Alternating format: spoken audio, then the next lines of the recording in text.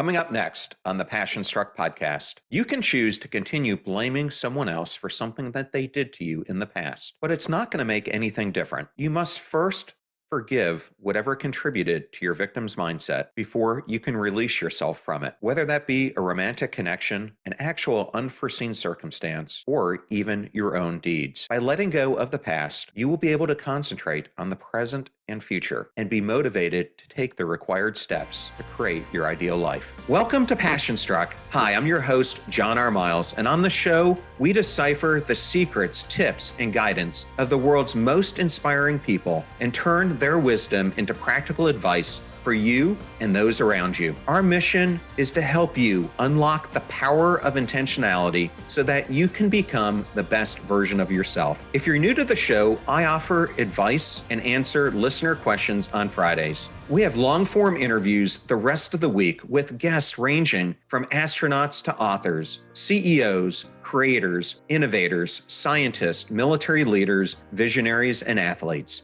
Now, let's go out there and become Passion Struck.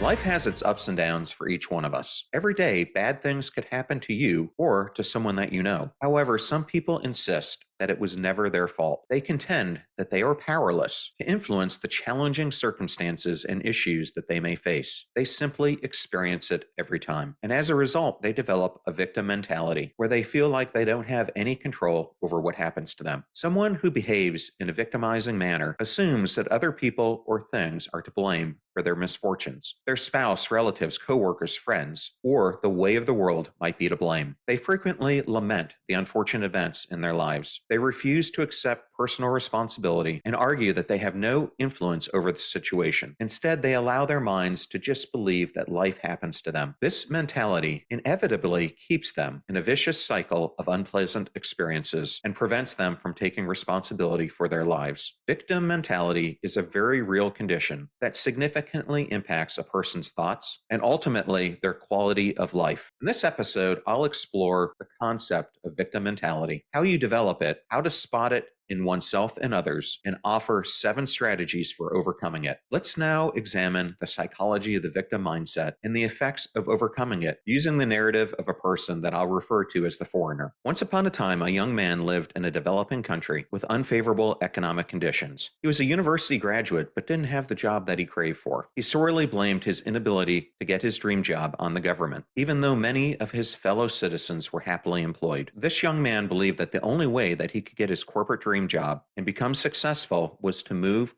to a developed country where he perceived that everything was perfect and would favor him. So he gathered money, made all the necessary arrangements, and traveled to a distant land. After settling in the new country, he began to apply for his dream job, but was consistently rejected. The young man began to attribute his rejections to discrimination because of his race and his status as a foreigner. He ran into one of his fellow countrymen who told him how people like them were segregated and mistreated. Although this young man had not experienced segregation or mistreatment, he internalized his countryman's words. He ignored the fact that he lacked adequate qualification to get the desired jobs that he wanted and wasn't doing anything to improve where he stood. Then, one day, he was on a public bus where he got another email rejection, and he screamed out loud, "They keep rejecting me because of my race. They hate me," and he burst into tears. At that moment, an elderly man who was sitting next to him tried to comfort him and asked him what his problem was. After the foreigner continued to narrate his views of consistently being rejected because of his race, the elderly man asked him a straightforward question. "Do you think you have the required qualifications for the jobs that you're applying for?" Upon hearing the question, the young man paused and for the first time realized he didn't have exactly what it took to get into the desired positions that he wanted. The elderly man then advised him to take responsibility for his life and do whatever was necessary to get the job rather than blaming his rejection on an unfounded hatred for him. The foreigner listened and ultimately took the elderly man's advice. As time passed, He started to make daily choices to focus on overcoming his victim mindset, and he learned to be responsible for himself. He worked on his attitude. He took new courses to boost his qualifications. He again applied for his dream positions. And although he still got some email rejections, he finally landed the job that he had so longed for. He worked diligently for this company to be free from his limiting belief that he was a target of victimization because of his race. And as time went by, he got promoted and even went on to attain a senior management position. The foreigner had finally unlearned his victim mentality. So this begs the question,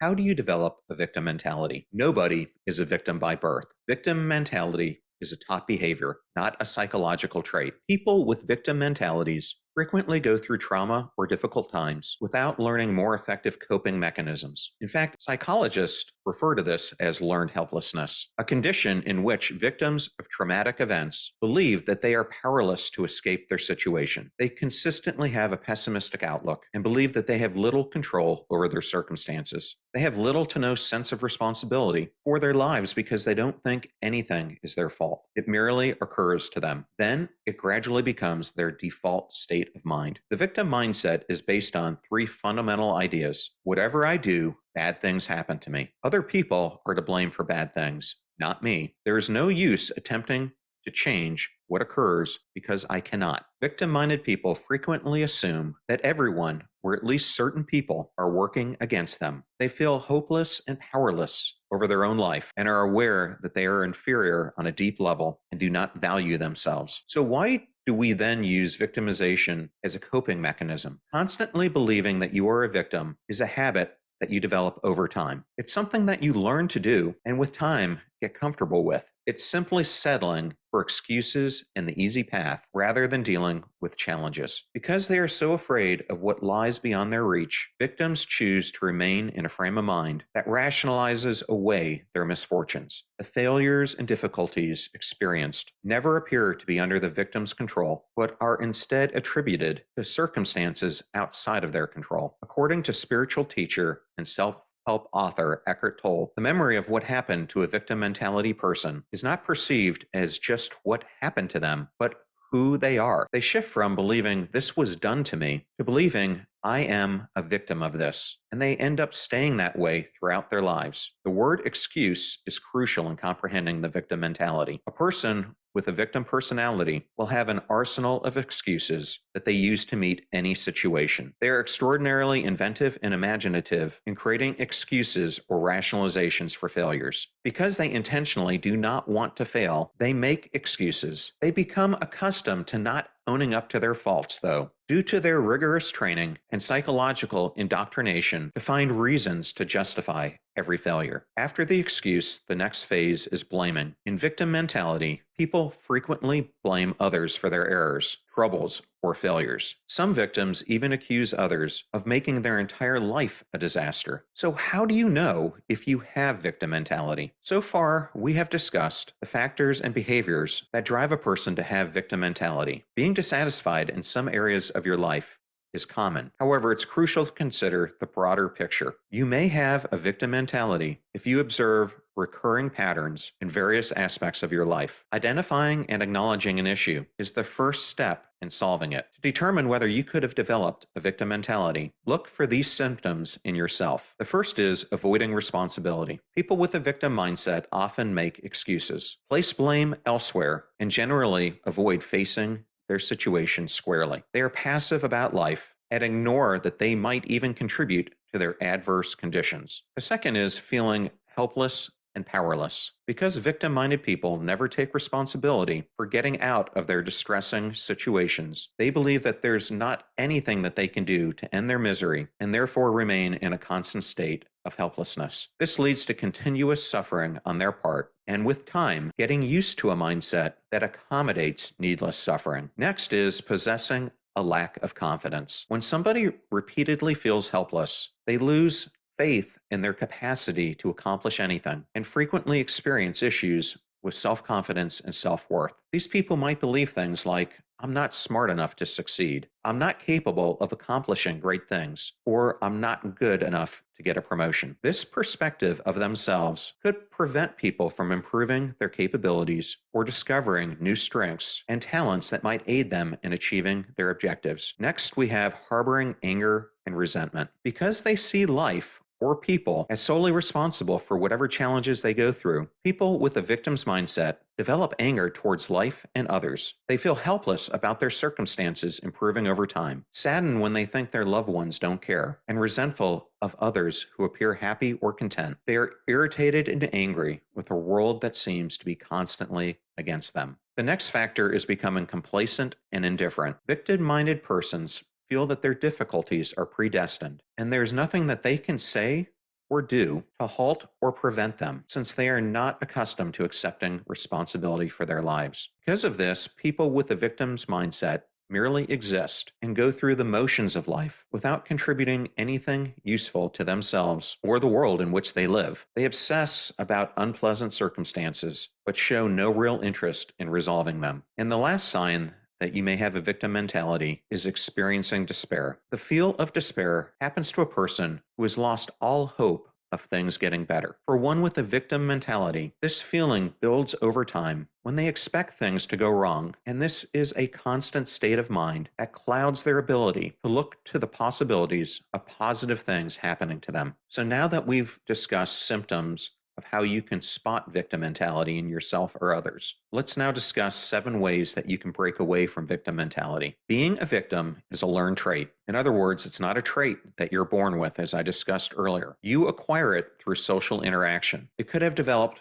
due to trauma or through learning it from family members. You have the ability to conquer it. Start by carrying out these helpful 7 steps. The first thing you need to do is to forgive your past. You can choose to continue blaming someone for anything that they did to you in the past, but it won't make anything different. You must first forgive whatever contributed to your previous victim mindset before you can release yourself from it, whether it be a romantic connection, an actual unforeseen circumstance, or even your own deeds. By letting go of the past, you will be able to concentrate on the present and the future and be motivated to take the required steps to realize your ideal life. Next, affirm self-responsibility. In a previous episode, I discussed the need to take responsibility for your life. It is only when you affirm responsibility for your life that you will be able to stop blaming others for your misfortunes. Understandably, certain things will be beyond your control, but you must consciously not be subject to these things. You always have a choice, and it is when you realize this and take responsibility that you will be equipped to face challenges and win the right to the dream life that you have hoped for. Third, consciously choose and plan to thrive. Thriving through life only happens when you've consciously decided to do all it takes to live your best, no matter what the odds may be. It doesn't just happen passively. So you have to be intentional in your decisions and then back them up with actionable plans to move on from someone who feels like a victim to one who will achieve their goals and aspirations. Fourth, engage in activities that will boost your self-confidence. Self-confidence comes from within. That means you build it for yourself by acting bravely, even if it starts with just a tiny step. Engaging in exercises and activities has been shown to increase confidence.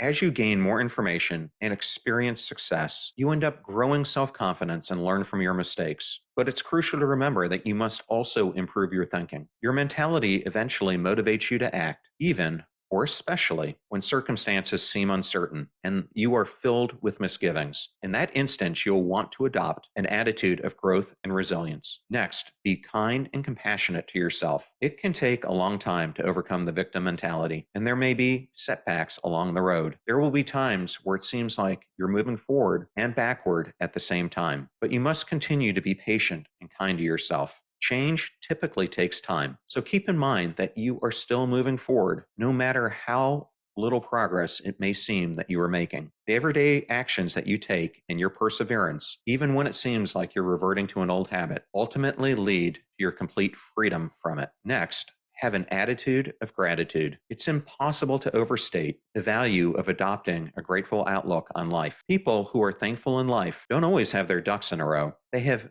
merely learned from them to concentrate and find the positive in every circumstance. By adopting this mindset, you will stop blaming others and yourself for misfortunes and instead be able to perceive the changes that lie ahead of you and be better equipped to take advantage of them. And then finally, number 7, show kindness to others. Focusing on others' issues while letting go of your own brings a special type of strength and joy. Doing this can shift your focus from feeling sorry for yourself and helpless to helping others, which will ultimately motivate you to overcome the victim mentality. So I've covered a lot today, so let me summarize this for you.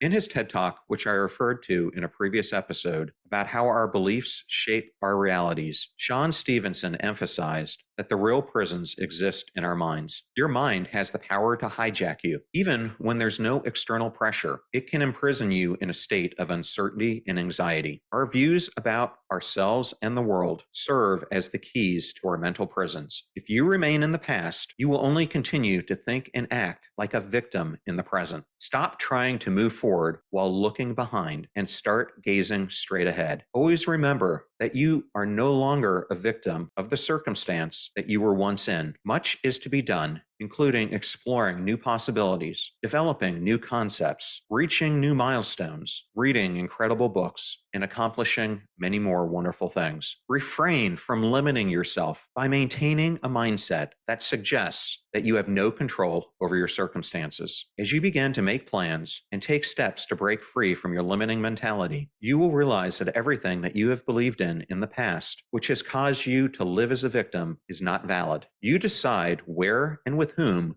you want to spend your time. Only you have the power over your behavior. You can choose to release yourself from this confining victim perspective and continue to grow in life. Embrace your potential. Take control of your life and don't be a prisoner of your own mind. I hope you enjoyed today's episode, and I wanted to thank everyone who wrote in this week, and of course, everybody who listened. Thank you so much. You're about to hear a preview of the Passion Struck podcast interview I did with family therapist John Kim and Vanessa Bennett, and we discuss how to own your own relationship to help untangle the common and frustrating barriers many individuals face on the road to happy, loving, and rewarding relationships. So many people come to us as clients in their like 40s usually, and it's like, I'm unhappy. I don't know why. I've checked all the boxes. I've done all the things, quote unquote, right.